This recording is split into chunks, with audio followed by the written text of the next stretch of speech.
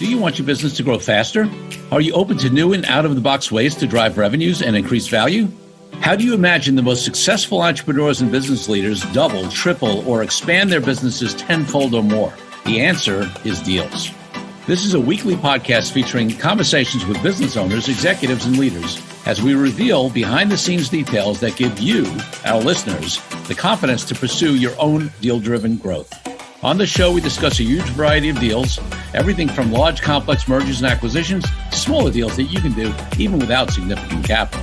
My name is Corey Kupfer, and I've been supporting deal-driven growth for businesses for 35 years as a successful entrepreneur, professional negotiator, and attorney.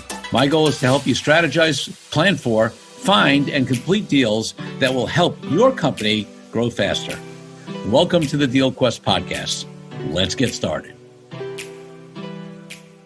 Robert Raymond Riopel is an international best-selling author, app designer, entrepreneur, and trainer who spent 18 plus years traveling around the world sharing his passion. He has also shared the stage with and trained with many of the top trainers and thought leaders around the world today. With his high-energy, heartfelt style, Robert draws on his journey from humble beginnings to financial freedom at the age of 32. That's pretty impressive. To inspire individuals into tapping into their greatness. Realizing that he is not the only person that struggles, Robert's clues open individuals up to the possibilities that lie within them, and that is why he's a highly sought-after presenter. Robert Riopel, thank you for being on the Deal Quest podcast, and welcome. Yeah, thanks, Corey. Glad to be here, or should I say back, but here, because, times two, we're ready to rock and roll and have fun. Yeah, I love it. Listen, so we attempted to record this once before, but up in Canada, there were some storms going on that were affecting the internet. So now Mother Nature seems to be cooperating. So I think we're going to get this one laid down. So that's awesome. So Robert, listen, obviously your bio is impressive. It's exciting. We're going to talk about your deal experience as well. But before we get into all that stuff and delve into what's happening now and your, sort of your journey, I want to take you back to when you were 8, 10, 12 years old, maybe as a kid. Growing up, what did you want to be? Because my guess is a speaker and trainer and somebody who's done the deals you're going to talk about might not have been on the agenda when you were that young, but you tell me, maybe I'm wrong. Now, back then I was all over the place. Everything time it was something different every day. One day I could be a truck driver, then I'm a doctor, then a lawyer, then an astronaut. Because my parents they had said, Robert, you can do anything that you choose to put your mind to. Yep. And that's what they kept telling me. But what they were modeling on the other side was something completely different. To support our family, we moved around a lot.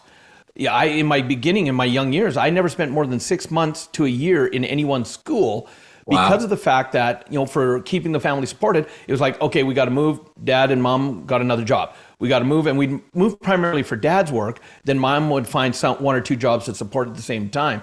And so I was being told one thing, so I was a dreamer. I could do anything. Then watching reality, it was like, or maybe not.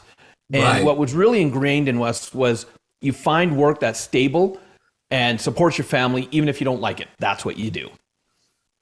Yeah, it's really fascinating because, I think, as kids, it's great to tell them stuff, right? But they observe, right? They're sponges and they see, and, what we're modeling, really makes more of a difference than what we're saying. And, I was just talking to somebody about this. I'm trying to remember who, but we were talking about sort of growing up, as not poor, but lower middle class, kids where it was paycheck to paycheck, and the visual I have is my father cashing his paycheck back in the days when you used to cash it and literally dividing money up into envelopes that said rent, electric, food, whatever. And, when that cash ran out, as it did sometimes, that was it for the week, and again, I don't want to, we were never poor. We were never starving. There's always food on the table, but, there weren't any kind of luxuries, travel, going out to eat, expensive gifts, none of that stuff. So, so it's interesting how that, affects. So you go from that to somebody who, got financial freedom at age 32. So I want to explore that journey, but before we do, one last question, looking back, what was your first deal of any type you can think of? It could have been something small when you were a kid or earlier, just whatever comes to mind. Yeah, I've always been a young entrepreneur, so probably my first deal was convincing my parents to let me have a paper route. And, a few years later, they actually had to pay money to get me out of it because I was collecting so far in advance because I wanted to play video games and have milkshakes every day.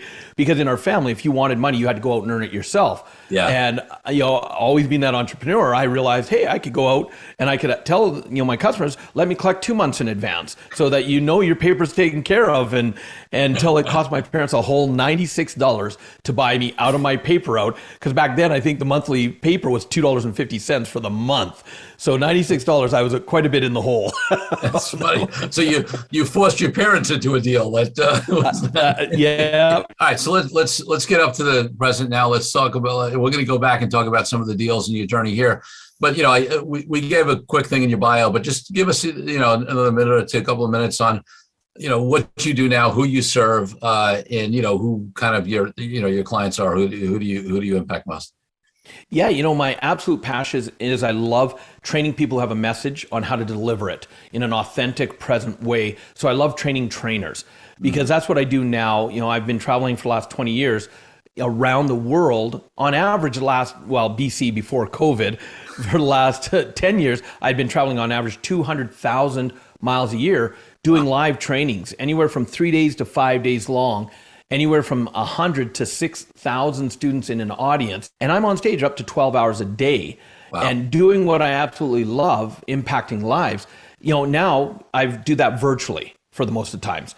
Like you, I've built out a studio where I've actually got a Zoom room where I can do multiple cameras, video wall, so I can see 200 to 300 students.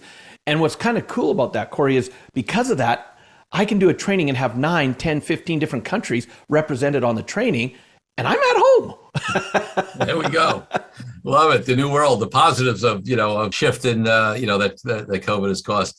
Okay. So we're going to get back to talk, some more about that and who you work with. But I do, this is a deals podcast and there is some deal tie-ins that you definitely have. And one of them has something to do with pizza, right? It does. Being that young entrepreneur, and here I was doing what I was modeling my parents. I was working hard at staying loyal, but also in 21 years of age, I'm being laid off from the third major company I'd worked for. And I'm like, I'm a newlywed. I want to support my family. But at the time, our economy in Alberta, here in Canada, where I live, it was down the drains and I couldn't find that real job, what I perceived as a real job. So to support my family, I decided to do something and I started delivering pizzas for Domino's Pizza. And because of my work ethic, I soon became a manager. Yep. My wife joined me as an assistant manager and we started doing what we knew to do. We worked hard. We started working actually open to close 7 days a week because we know how to do that and work hard. And we're a year and a half in. We're now qualified to be franchisees. And I don't know, Corey, how much you know about the Domino's Pizza franchise. You cannot just buy a store. You can't just come in off the street and say, hey, I've got a bunch of money, I want to buy a store. Mm-hmm. You actually have to successfully manage a store for at least a year, meet a bunch of criteria. And if you do, they waive the upfront franchise fee, but you still have to have the money to buy or build a store. Sure. So we're a year and a half into managing. We're qualified now. When all of a sudden we get the news from my franchisee that he's decided he wants out of Domino's Pizza and he's selling his 2 stores. I panic because I knew that when stores are sold, the managers were replaced right away because the new owners brought their own team in. Right. And so I said to my wife, we need to start asking the other franchisees in the city who needs new management team because we're both about to lose our jobs. And my wife looks at me and she goes, why would we do that? We're qualified to be franchisees. Why don't we just buy this store? And I looked at her like she was insane. And I'm like, because we don't have any money. That's why we don't buy the store. Like, hello. But I'll tell you, Corey, my wife, who is the youngest of 5, raised by a single mother, her mother taught her kids, you do not give up, you find a way. Wow. And so we started looking, how could you buy a store if you have no money? And we made a lot of mistakes.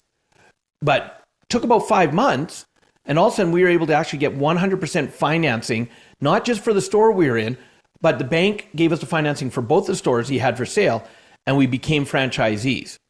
Now, I can even give you the backstory of how that we were able to make that work.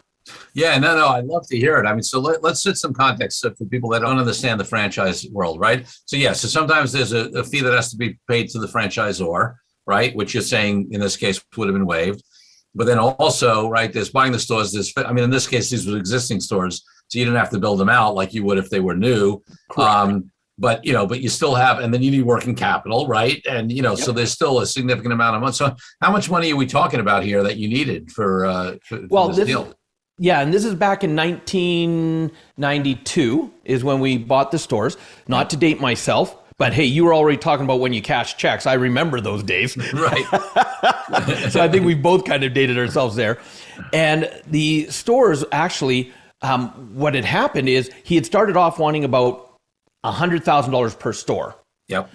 And while we were the management, he wanted out so bad that we entered into a management agreement with him, saying that basically, hey, we'll run the stores, we'll be responsible for any losses or profits until you find a buyer. Okay. And we wanted to buy the stores, but we didn't have the money to do it. But having the management agreement, we actually took over operations, and it was like we were owning the store, but we didn't have paid for it up front.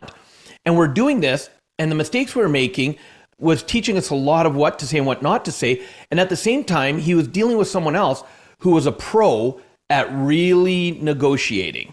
And he knew he was in a bad place. He knew he was desperate, and he wanted him down. And he ended up negotiating the stores down to $90,000 for both.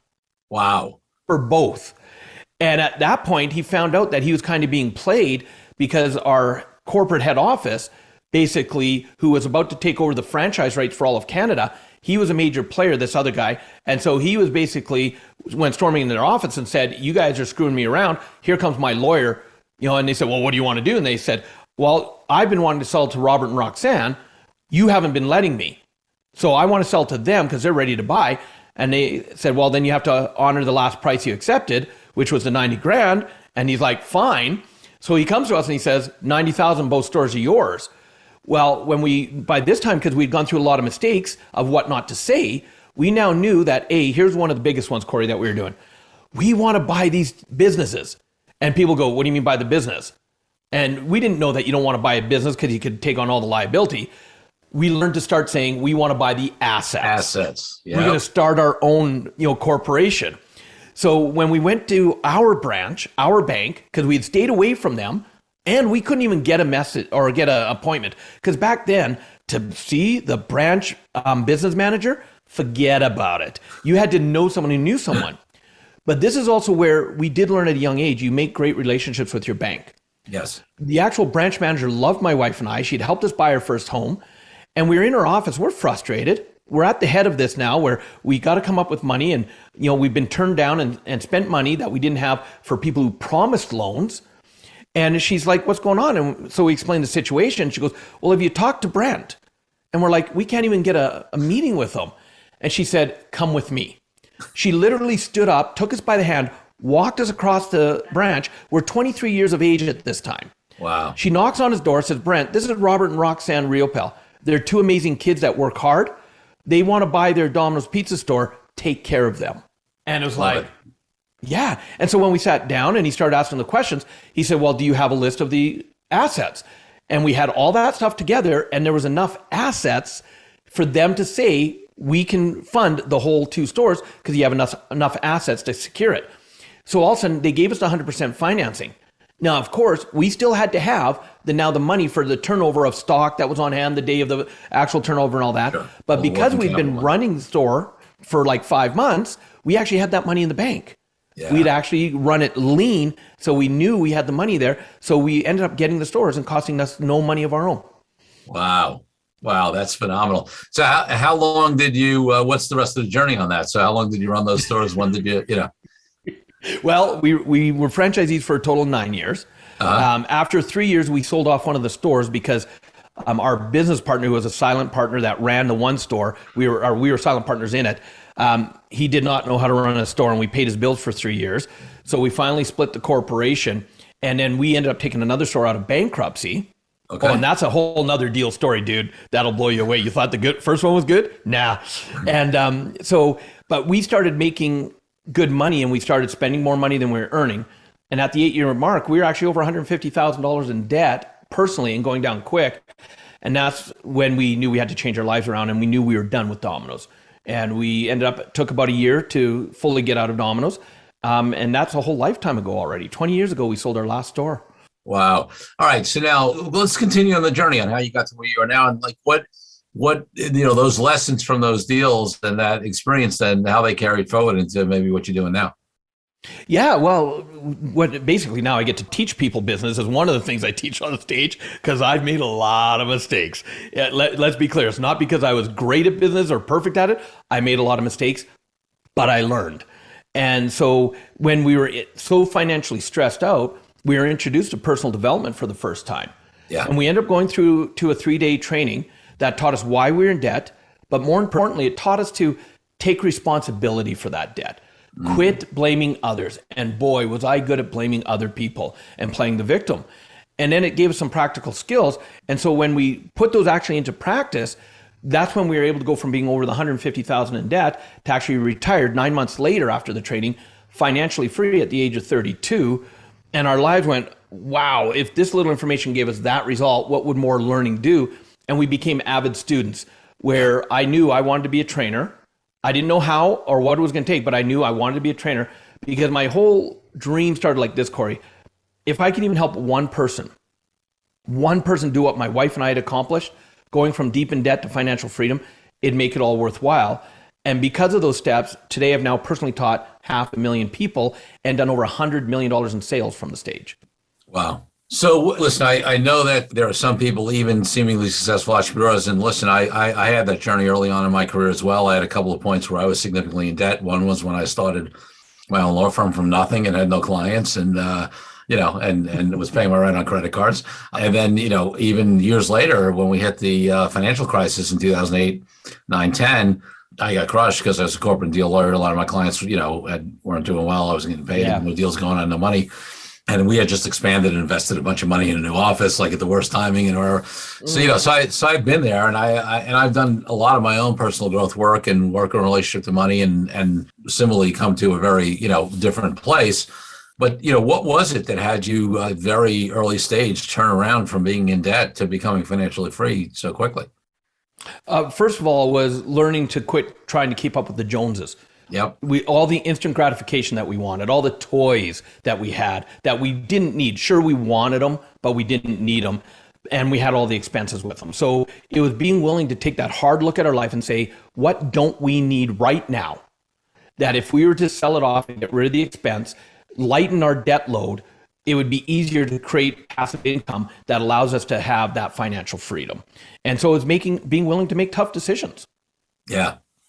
Yeah, no, I love that. And, what's interesting to me is, and I'd be curious to see your view on this, but, what I found is, sure, we did the same thing, tightening belts at that time and making clear decisions of what's important. And now, for many years now, we're in a place where we do spend money on things, but it comes from a very different place, right? Yes. And it's not like, we live in a very nice place here on the marina in Southern California, another place on the other coast. I tend to fly in the front of the plane, all this stuff. I'm not saying this to brag. I do this for reasons because of supportive environment. And like when when you travel that much, it makes a big difference that you get there rested and ready to perform, right? Than being stuff. But the point is that, I know for me, I'm making these decisions from a very, very different place, and only knowing that I am in good financial shape, like that I can well afford to do these things. It's not because it's come from any external, and it's still made in from a very different place than I used to. So I'll leave it there for me because I really want to hear from you.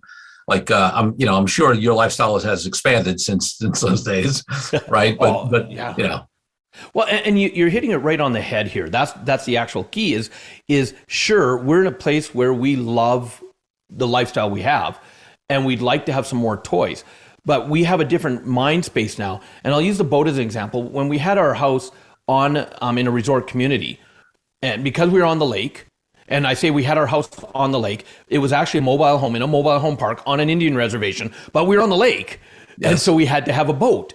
And our busy season for that store was boating season. So this gorgeous boat sat in the driveway, right, not being used, but we had all the expenses. And when we sold it, we realized that, today it's much cheaper for how much we actually use a boat. It's much cheaper to rent the boat that we need for the time we need it and get a brand new boat than trying to have one that's only specifically used for certain things that we're having to pay all the maintenance on. Right. And so we take hard looks at that now. And my wife and I were just having a conversation yesterday because one of our investments, that, hey, it was a 14-year investment that was supposed to be good in 2 years, that they had wrote it off. They had wrote off this investment, but all of a sudden 14 years later, the guy had stayed so tenacious on wanting to honor his word that all of a sudden we're getting the investment back plus a profit. And so it's like our minds went to, hey, what toys? And so we said, we'd love to have this side by side for our acreage, but is it something we really do need right now? Is our quad serving the purpose that we already have? Yeah, it plows our driveway, it does this. And so it's like, yeah, you know what? We don't need to buy one right now.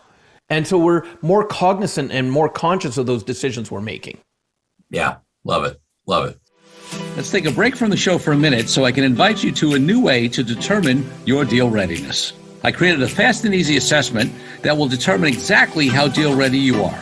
Once you complete the assessment, I use your responses to identify the obstacles that are holding you back from being a deal-driven growth genius. It's as easy as heading to CoreyKupfer.com/assessment. That's CoreyKupfer.com/assessment and filling out a few multiple choice questions. I'll be checking in after the episode to see what your results are. Now back to the show. All right. So then, things continue to evolve. And how did you get into the training field, ending up, traveling and doing 200,000 miles a year eventually? Well, anything I've ever done, I just jump in wherever I can if it's something I want to learn. Yeah. Domino's Pizza, I started as a driver, right? And so when all of a sudden we create financial freedom and my wife and I now don't have to work, I'm a procrastinator and I'm very aware of that. And I used to beat myself up over it. But then I realized if I create the environment that doesn't allow me the space to procrastinate, so my wife and I, we decided where's the best environment? And it's in this training arena, being around this kind of personal growth. So we actually started volunteering at every event that our mentor put on.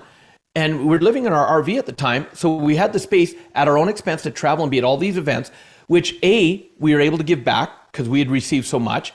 B, because we are now constantly in this energy, 38 events a year we were volunteering at, Corey.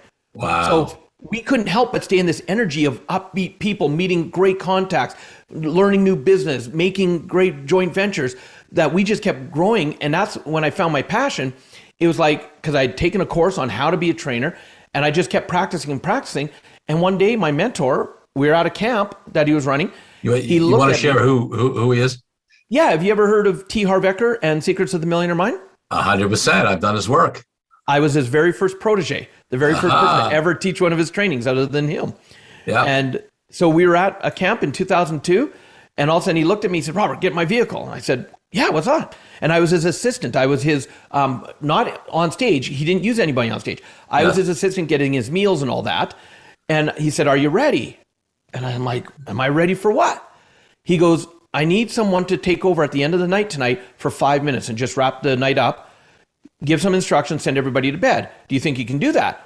On the inside, I'm like, crap, I don't know. But on the outside, I'm going, yep, I can do that. Yep. And this is why I say, Corey, that it's amazing how 5 minutes can change your life. Because from that 5 minutes, all of a sudden I became his first assistant trainer. I became his first lead trainer. I started training all the trainers they use around the world. And years later, when we're sitting down having dinner one time, he said, "Do you know why I put you on stage for the very first time?" And I said, "No, I have no idea." He said, "Because I could not ignore you anymore." He said, "You and Roxanne were always volunteering and being so present and of service." He says, "We were at a break during the camp. I was trying to talk to a student. You were running one of the meetings off to the side."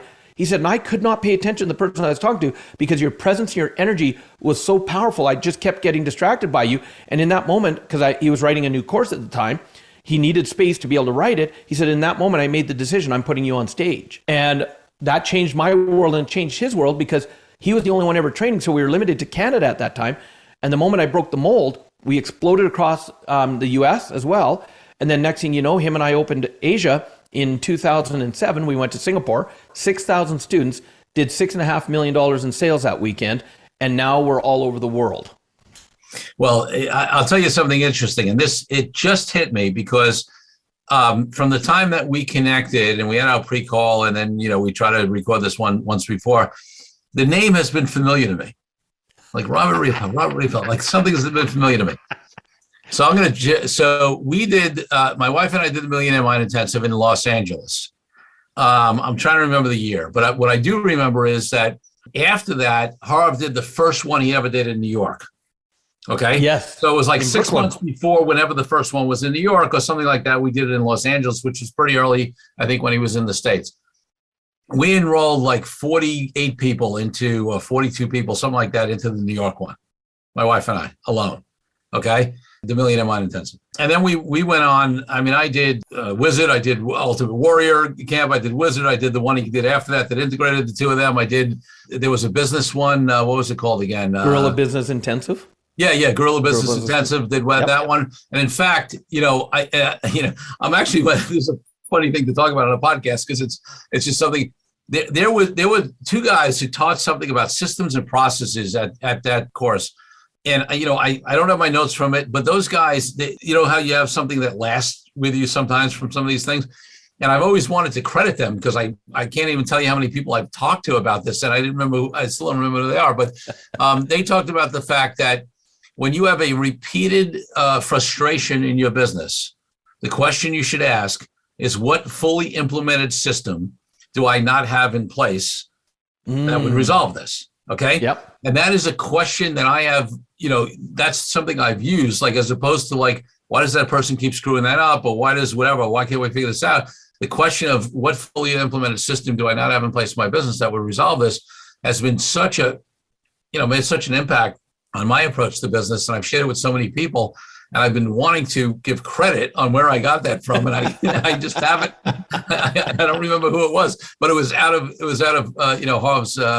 Harv's works. So yeah, my wife and I did a number of those courses, and I believe, you must have been on stage for some of them because the name was familiar somehow.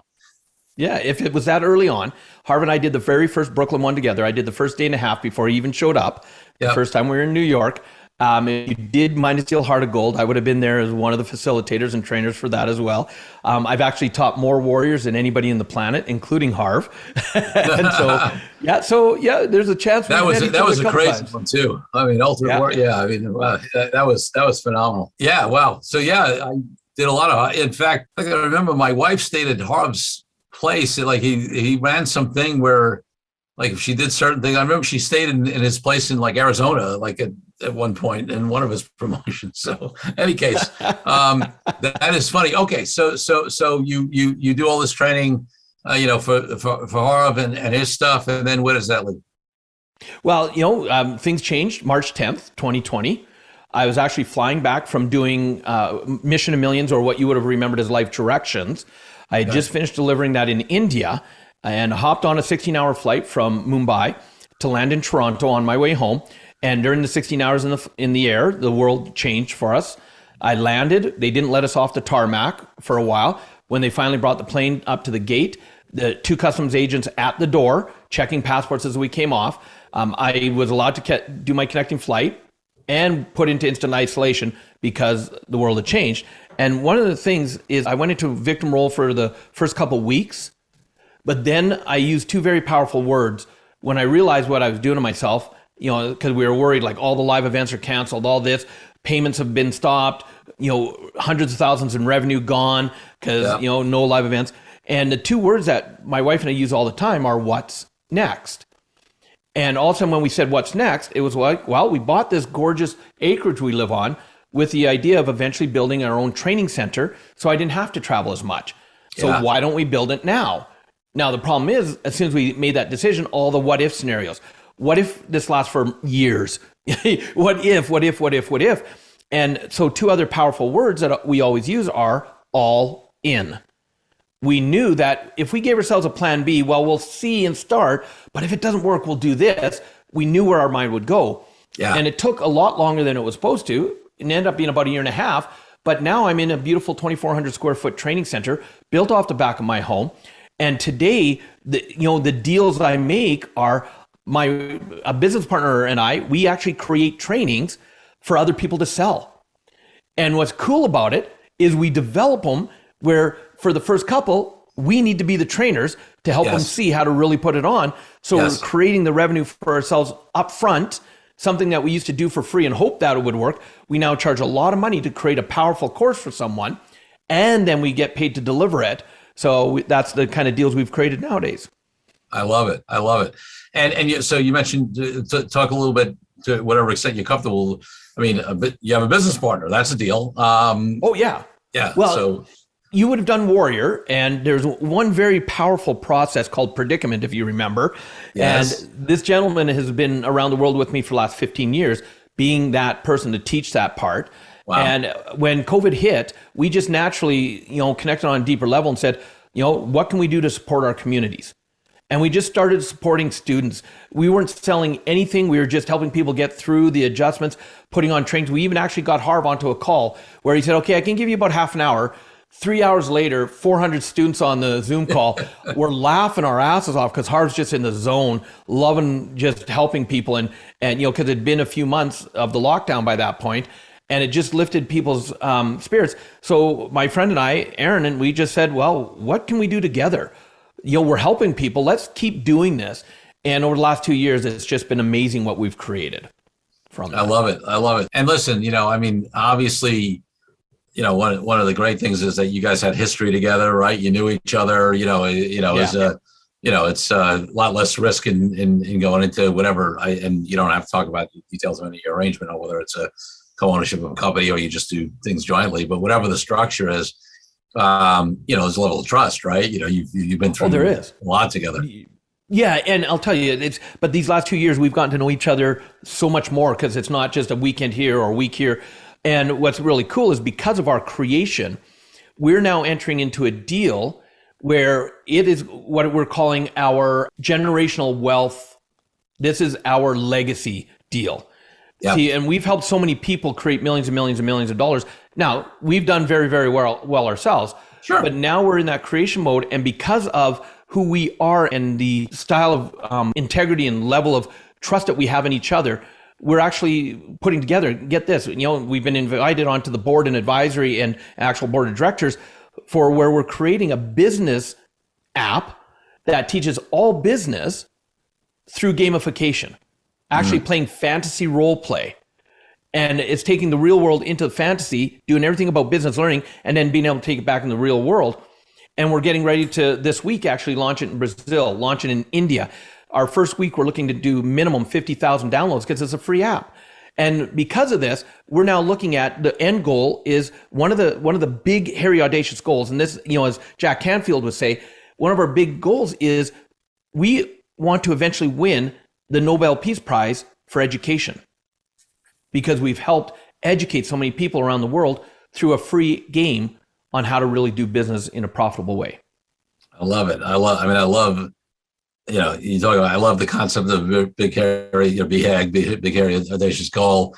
It's great to play, and then also the commitment to impact and legacy. I think that's something that happens with a lot of us. When you have some level, of when you're in the game for a while and you have some level of success and whatever. And I don't know many people who are grounded and have things together. Who don't get to the place where it's like, okay, all right. It's enough about me where can I be of service? What difference can I make?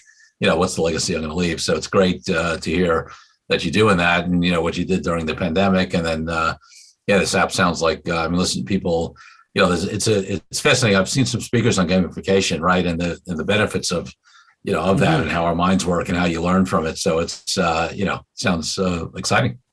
Yeah, it is. It's really cool. And, we've structured the deal to be part of it, to help it grow, adding a ton of value. And so we're always like, that's one of the reasons I was so looking forward to being on your podcast is because when you talk about, well, you've done stuff, Robert, but have you made any deals? Yeah, one or two. and you hit something else that was so important. Since I was 32, when we retired, I don't do anything for money anymore. I do it for what impact can I make and who can I help? And because of that, money becomes that beautiful side effect. Yep. And one of the rules, because I've trained thousands of trainers, one of the rules that I always tell them if they want to be mentored by me is I'll let them know, I'll mentor you, but the moment I sense that it's only about the money for you, I won't mentor you anymore. Yeah. because you're doing it for the wrong reason. And that's what so many people, they were like, but I need the money. I want the money.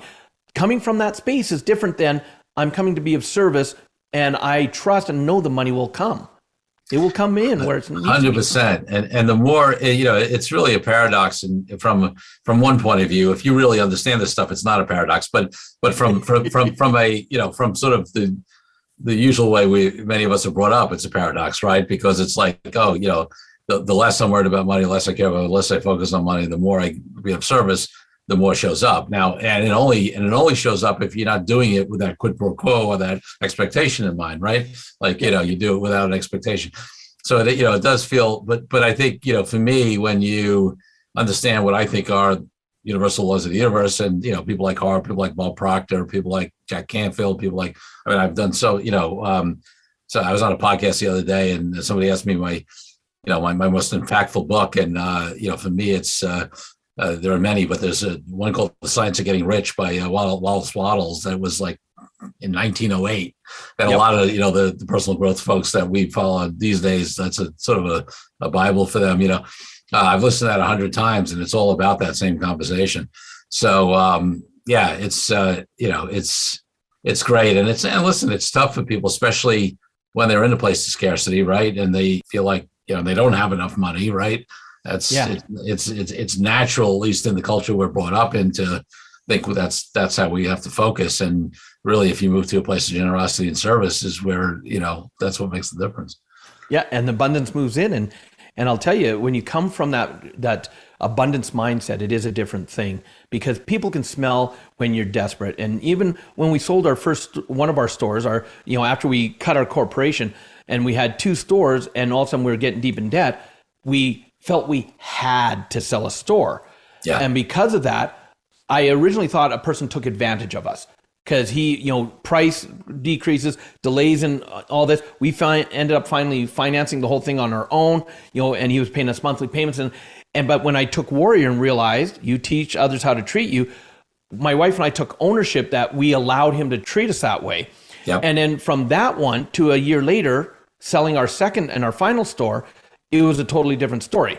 And not that the situation was different, we were different in how we approached it and our confidence level. So that makes all the difference in the world. Listen, I think that's a great, we could talk forever. I think that's a great place to, I love the way we tied in, what you're doing now in the personal growth and the different stuff to how that impacted the deals you did that you talked about, previously. And it's really, one of the things that we often talk about on this podcast, in addition to, sometimes having investment bankers on and other people talk about mechanics and valuation, whatever. So we talk about the mindset of a deal maker, right? And that's not, and for me, that always comes from a place of, of growth and abundance and and service and whatever, because that's where I come from. So it's not, I think it's great. I think any of my listeners know, and if you're new to the podcast, listeners, maybe, you're hearing this for the first time, but most people know, that I fundamentally believe that our world is created from within, right? Yes, we don't control all the external circumstances, but we have 100% control of our relationship to them.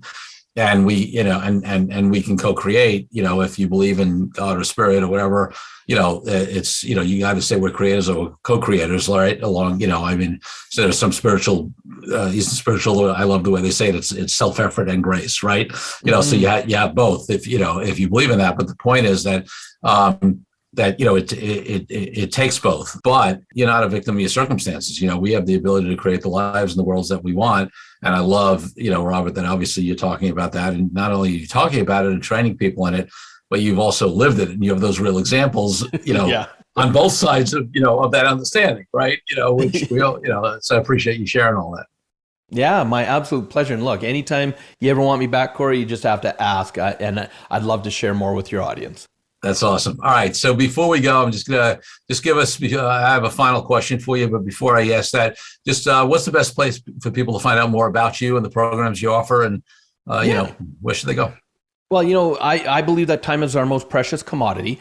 And the fact that you've been gracious enough to take your time to interview me, and more importantly, your listeners taking their time, that as a gift from you and I to them, if they actually just go to robertriopel.com, just my name, RobertRiopel.com, they're actually going to be able to download the entire digital copy of my international bestseller, Success Left a Clue, as our gift to them, the full book. Now, it does come with a caveat, though, I will say. And the caveat is this: I didn't write this book for someone to get, put it on the shelf, and make it shelf help. That's not why. Oh, good, you got my joke. Thank you. I wrote it to help change lives. And step number 3 of the 6 steps in this book for having a great life is you have to take action. And I know people are creatures of habit. So I actually wrote it as a workbook, meaning that all the way through there's action steps. And I'll even say, because I'm a goofball, I even say, hey, did you do the last action? If not, stop reading right now, go back, do the action, and then continue reading. Yes, yes. And I'm going to make a promise to your audience. If they download the book, read it, and do the action steps, their life will change. And because, Corey, I am in my give back phase of my life right now, they're also, when they download the book, they're actually going to be able to book a 20-minute one-on-one strategy session with me, not with someone else, with me. And I don't do any selling on it. They fill out a questionnaire so I know how to best serve them. And in that 20 minutes, I get laser focused on giving them strategies to overcome the obstacles that they might be facing. I love it, folks. Listen, definitely take advantage of the free download of the book. And listen, 20 minutes with somebody like Robert is, I mean, who knows what gems can come for that? It could change your life, honestly. So definitely take advantage of that generous offer. If you're, driving or whatever, don't worry about it. All the information is going to be in the show notes. You can definitely, grab it from there. Drive safe. Drive safe. You'll be able to get it. It's all good. Thank you for that offer, Robert. It's really generous of you. So my final question on the podcast is about my highest ideal in life, which is freedom. And for me, that means freedom for all people in the world from oppression and, to why I'm an entrepreneur and I haven't had a boss in decades. So what does freedom mean to you and how does it impact your life and business? Yeah, freedom to me is also what I believe is the greatest gift anybody can give this planet, which is the freedom to be themselves. If they don't like you for who you are, that's awesome, because this is coming from a former people pleaser. I thought I had to please everybody. And I look back at the time, energy, stress, and money I spent trying to be other things for people to like me. Wow, what a weight was lifted off my shoulder when I chose to allow myself to have the freedom to just be me. And I'm even blown away today by the people who are attracted to my energy, not wanting me to change because they're like, yeah, there's something about you. I just love your energy and your style. And I love the way you said that. I think it's brilliant. And so many of us are afraid to do that, right? Because we want to be liked. We want to think we got to please everybody. And, there's so many examples of people, the more somebody owns who they are, like the fact that people get to opt in or opt out and they get to make a very clear choice because it's very clear who you are, because you are who you are. That's actually the biggest gift because, you don't waste time with the folks who you can't serve. And you actually attract the folks that you can serve because they know, you put out a clear message to the universe and to people that this is who I am. So if you like this, come on, let's play. Yep. Yep. That's exactly it. Love it. Love it. Robert, thank you so much for being an amazing guest on the Deal Quest podcast. Oh, my pleasure. Anytime. Thanks for having me.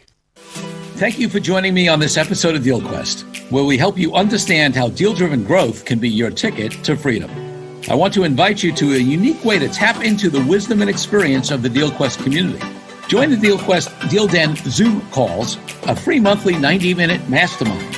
In the mastermind, we address all the challenges you may be facing and help support you with the opportunities that may arise in terms of deal-driven growth.